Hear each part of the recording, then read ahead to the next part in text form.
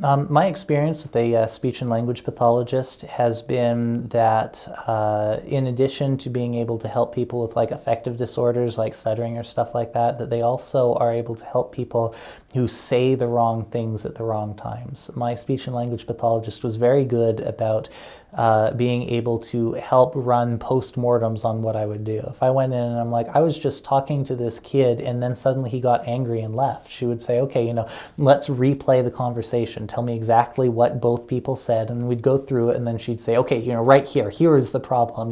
You said this caused him to think about this, which caused him to become offended about this, which is why he left. Like when I was in elementary school, I thought that having a large head implied that you were smart, so I tried to compliment one of my friends by saying, you look particularly big-headed today, and they got upset. And then my speech-language pathologist told me that that was because big-headed is an idiomatic expression that means like they're full of themselves or they're prideful. And so I'm like, oh, that's something I don't want to do. So the next time I saw that person, I'm like, I apologize. You're relatively small-headed. And then because I was trying to undo my earlier mistake, and he got even angrier. And so like I went back to the speech language pathologist and he said, no, being small-headed is an idiomatic expression meaning they're dumb. And so like I went back to the person, I'm like, okay, look, I'm really sorry. Actually, you have a completely normal-sized head and that's okay.